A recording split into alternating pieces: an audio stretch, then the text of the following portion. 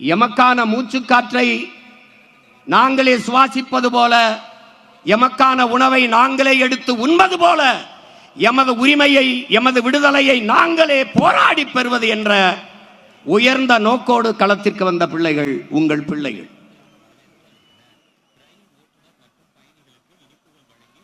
எங்களுடைய கனவு ஆள் மாற்றம், ஆட்சி மாற்றம் அல்ல, ஆட்சி முறை மாற்றம்.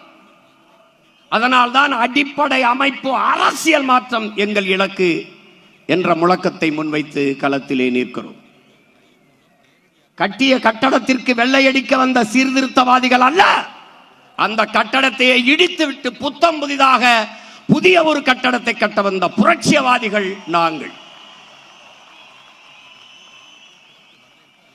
வெளிப்படையாகவே அநீதிகளால் கட்டமைக்கப்பட்ட சமூகத்தை தகர்த்து முற்றுமுழுதாக புதிய ஒரு சமூகம் படைப்பதுதான் புரட்சி என்கிறான் இளைய புரட்சியாளன் பகத்சிங். அப்படிப்பட்ட புதிய ஒரு சமூகம். இங்கே அரசியல் என்பது கட்சி அரசியல், தேர்தல் அரசியலாக கட்டமைக்கப்பட்டிருக்கிறது. மக்களுக்கான அரசியல் இல்லை. இங்கே செய்தி அரசியல், விளம்பர அரசியல் இருக்கிறது. சேவை அரசியல், செயல் அரசியல் இல்லை.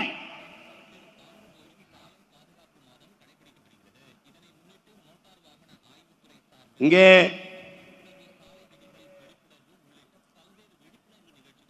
உங்கள் பிள்ளைகள் எங்களின் கனவு,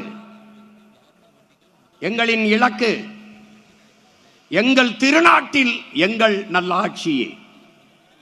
பசி, பஞ்சம், ஊழல், லஞ்சம், கொலை, கொள்ளை, சாதிய இழிவு, தீண்டாமை, அடக்குமுறை, ஒடுக்குமுறை, பெண்ணிய அடிமைத்தனம், பாலியல் வன்கொடுமை, வள கொள்ளை, மது, மத போதை, இது ஏதுமற்ற புதிய ஒரு தேசம் செய்வோம்.